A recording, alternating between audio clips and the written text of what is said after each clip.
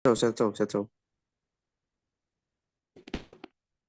Assalamualaikum warahmatullahi wabarakatuh. Perkenalkan, nama saya Rahmi Agustin dengan NIM 121450032 dan ada rekan-rekan saya bernama Muhammad Fatir Fadilah NIM 121450098, Pandra Insani Putra NIM 121450137 dan Lulu Christine Siombing dengan NIM 121450152.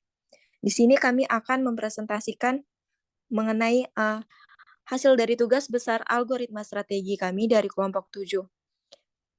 Untuk materi pertama mengenai PPT akan dijelaskan oleh teman saya kepada Muhammad Fatir Fadilah, dipersilakan. Iya, sebelumnya tolong ini dulu dong, slideshow dulu dong. Ya, dari sebelumnya. Eh, Kami di sini akan ya review jurnal kelompok 7 algoritma strategi kelas RC. Next. Berkaitan dengan FSA ini, kami akan menjelaskan sedikit tentang apa sih itu FSA. Dari jurnal kita review ini, kami mengambil implementasi konsep finite state automata untuk pengolahan data santri pada pesantren. Jurnal ini terindeks Sinta 5 dan kami dapatkan dari website Sinta juga. Dan jurnal ya. Lalu kemudian apa sih itu FSA? FSA atau FSM merupakan mesin status yang terbatas. Jadi ada status akhir sama awal. Yang dihubungkan antara status akhir sampai awal itu ada perintah-perintahnya. FSA itu dibagi jadi NDFA dan DFA. Jurnal ini menerapkan konsep NDFA. Lalu next. Terus apa sih NDFA itu? NDFA itu akronim dari non-deterministic finite automata. Bisa juga disebut NFA sih. Kemudian NDFA ini menerapkan konsep bahwa kombinasi antar state dan perlakuan atau inputnya itu hanya menghasilkan bisa menghasilkan lebih dari satu kondisi selanjutnya. Berbeda dengan DFA yang mana deterministic finite automata, kombinasi antar kombinasi antar state dan perintahnya itu hanya menghasilkan satu saja kondisi keadaan yang setelah transisi tadi. Mungkin untuk lebih jelasnya bisa dilihat dari mappingnya. Selanjutnya, berikut adalah gambaran NDFA sederhana. Di sini kami sudah membuat mappingnya. Misal ada state A, B, C, D, dan Z. Eh, dan ada perintah 0 dan 1. Ketika A 1, dia bisa mengarah ke B dan C. Begitu juga A dan A 0 itu bisa mengarah ke B, ke C, dan ke D. A1 bisa mengarah ke D dan Z. B1, B0 bisa mengarah ke D. Di sini terlihat bahwa NDFA mempetakan dari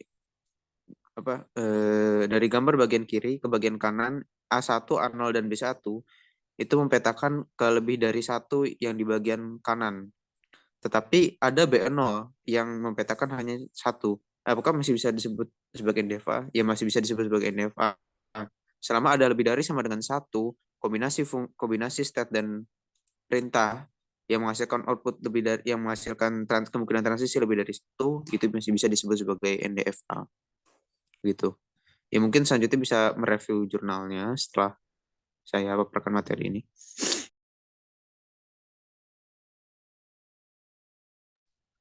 Baiklah, di sini kita akan membahas jurnalnya. Yang pertama yaitu ada abstrak. Jadi pada abstraknya di sini jumlah data pondok pesantren di Indonesia itu mencapai 27.722. Nah, pada pangkalan data pondok pesantren Kementerian Agama. Karena banyak pesantren besar yang belum memiliki sistem pendataan yang baik, maka pada penelitian ini pada jurnal ini mengimplementasikan konsep finite state automata atau FSA dan non-deterministic finite automata untuk mempermudah pengelolaan data santri di pondok pesantren. Baiklah, materi selanjutnya akan dilanjutkan oleh teman saya, Lulu. Selanjutnya kita masuk ke pendahuluan di mana jurnal ini membahas tentang implementasi konsep FSA untuk pengolahan data santri pada pondok pesantren. Dalam lingkungan pondok pesantren, santri ini tinggal bersama dan mendapatkan pendidikan intensif di bawah pengawasan pengajar yang berpengalaman. Namun, beberapa pesantren besar menghadapi tantangan dalam pengelolaan data santri. Sistem pendataan yang belum baik ini menjadi hambatan dalam pengolahan data yang efektif di pondok pesantren, yang berdampak pada kesulitan dalam pengelolaan dan pemanfaatan data santri untuk berbagai keperluan. Nah, penelitian ini dilakukan bertujuan untuk menerapkan konsep finite state automata atau FSA, jenis non-deterministic finite automata atau NDFA, dalam pengelolaan data santri di pondok pesantren. Seperti yang dijelaskan oleh teman saya Fatir tadi, bahwa FSA ini merupakan model matematis yang digunakan sebagai sistem otomatis untuk mengorganisir dan memproses data santri sesuai dengan aturan yang telah ditentukan. Metode FSA ini dengan model NDFA dipilih karena dapat mengatasi kompleksitas dan variasi data santri di pondok pesantren. Konsep ini relevan dengan keberagaman kondisi dan karakteristik santri seperti status, jenjang pendidikan, dan aktivitas ekstrakurikuler. Penelitian ini melibatkan 5 tahap metodologi, yaitu identifikasi masalah, pengumpulan data, perencanaan FSA, implementasi dan pengujian FSA, serta penulisan laporan. Identifikasi masalah ini dilakukan untuk memahami tantangan dan kebutuhan pengolahan data santri di pondok pesantren. Data ini dikumpulkan dari berbagai sumber untuk mendapatkan pemahaman yang komprehensif tentang pengolahan data santri. Metode FSA dengan model NDVA ini diterapkan dalam perancangan, implementasi, dan pengujian sistem untuk mengatasi tantangan yang ada. Selanjutnya akan dijelaskan oleh teman saya. Baik, yang kedua teori dasar. Finite State Automata atau FSA adalah sistem mesin otomatis yang menerima input dan output. Prinsip kerja FSA adalah mesin membaca memori input yang berupa tab. Dengan setiap karakter dibaca menggunakan head baca yang dikendalikan oleh kontrol state berhingga. Teori bahasa dan automata sangat penting dalam pengembangan ilmu komputer, baik dalam perangkat keras maupun perangkat lunak. Teori bahasa sebagai sarana komunikasi, baik antara manusia dengan mesin maupun antara mesin dengan mesin. Sedangkan teori automata berkaitan erat dengan teori bahasa formal dan mempelajari mesin-mesin abstrak yang dapat diterapkan dalam proses pengolahan data. Penerapan teori bahasa dan automata dalam pengembangan ilmu komputer telah memberikan kontribusi besar dalam berbagai bidang. Teori bahasa formal membantu dalam pengembangan algoritma pemrosesan bahasa alami, pemodelan dan analisis sistem komunikasi, serta pengembangan bahasa pemrograman yang lebih efisien dan aman. Sementara itu, teori otomata memberikan landasan untuk merancang dan menganalisis algoritma, memahami kompleksitas komputasi, serta mengoptimalkan sistem pengolahan data dan perangkat keras. Selanjutnya akan dijelaskan oleh teman saya. Baiklah, untuk metodologi.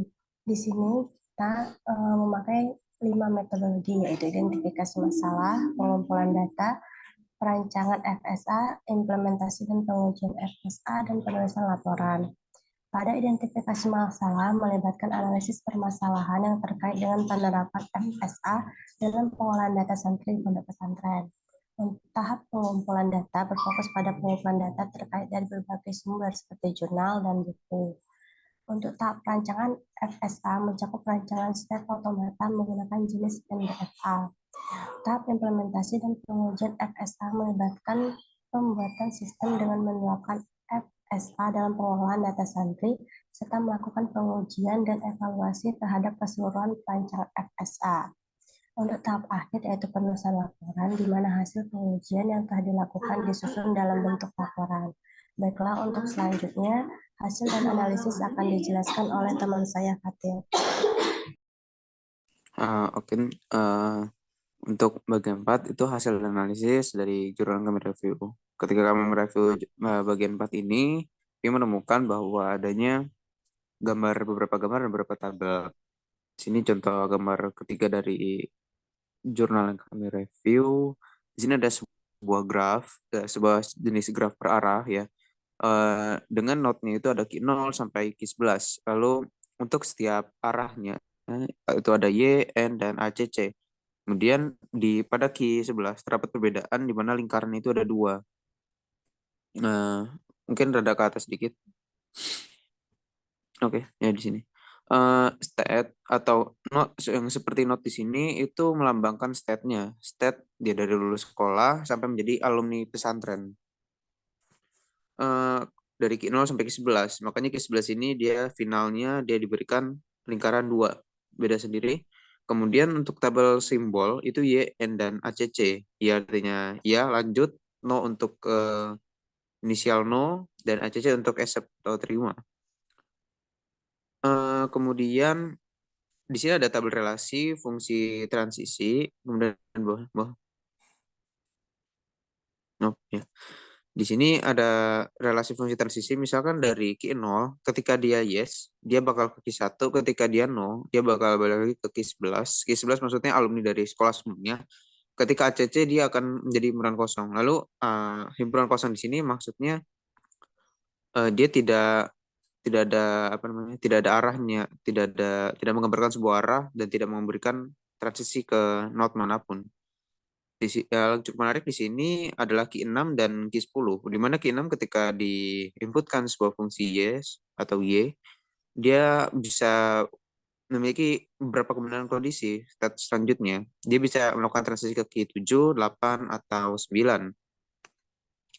Kemudian untuk Q 10, ketika dia diberikan fungsi n atau no, dia bisa pindah ke Q 7, 8, atau 9. Berbeda pada kombinasi delta dan fungsi-fungsi lainnya. Di sini Q 6 yes dan Q 10 no memiliki jumlah anggota yang lebih banyak. Hal ini menunjukkan bahwa diterapkannya NDFA pada konsep finite state machine atau finite state automata ini. Dan Q 11 yaitu kondisi state atau kondisi state terakhir atau final, ketika diinputkan Y, N, atau CC, semuanya mendapatkan hasil sebuah himpunan kosong, yang artinya dia berarti di bagian final dan sudah tidak, dan ketika Q11 sudah tidak ada lagi perintah-perintah yang bisa diinputkan untuk melanjutkan ke transisi node atau state atau kondisi selanjutnya. Kemudian untuk bagian kesimpulan bisa direview oleh teman saya, Rahmi. Jadi kesimpulannya dalam jurnal yang direview ini mengatakan bahwa konsep FSA dengan model NDFA atau NFA mampu memberikan dasar sebagai proses pengolahan data di pondok pesantren. Dengan metode yang diterapkan, diharapkan mempermudah proses ini. Dan diharapkan juga agar dibuat aplikasi berbasis desktop atau online. Itulah tadi hasil dari presentasi tugas besar kami dari kelompok 7. Mohon maaf jika terdapat kesalahan. Kami ucapkan terima kasih. Wassalamualaikum warahmatullahi wabarakatuh.